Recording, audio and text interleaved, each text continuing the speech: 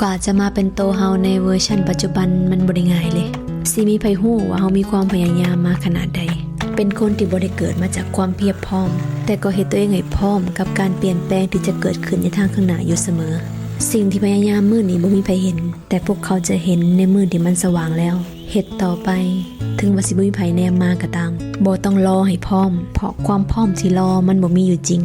จะบ่รอให้ไผมาบอกให้เริ่มเพราะนี่มันคือชีวิตเฮาอย่าท่าแฮงบันดาลใจจากไผ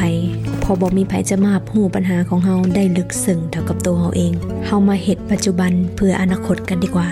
ทุกๆมื้อที่ได้ลงมือทำมันคือการบ่มตัวเองถึงสิบ่มีไผเห็นก็บ่ฟ้าวให้ผู้ใดแนมมาพัฒนาตัวเองไปเรื่อยๆจนกว่าจะมีคนบอกว่าชีวิตเฮาโคตรจะมาไกลหากได้ยินเสียงผ่านเข้ามาในหูว่าคนแบบเฮาบ่น่าจะเฮ็ดได้นั่นแหละคือเสียงของความท้าทายเสียงนี้เลยคือแรงบันดาลใจ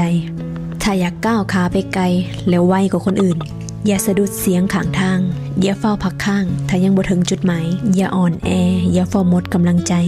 ถ้าสองมือยังเฮ็ดได้สองขายังก้าวไหวจงเฮ็ดต่อไปจนกว่าจะสำเร็จอย่าให้เสียงดังกว่าการกระทำบ่เฝ้าประกาศให้ไผฮู้ปล่อยให้ผลงานเป็นตัวนำทุกๆการลงมือทำที่เจ้าสั่งสมมามันจะตอบแทนเจ้าอย่างสาสมเมื่อถึงเวลาลงมือเฮ็ดอย่างเงียบๆและจงปล่อยให้ผลงานดังกว่าคำเว้า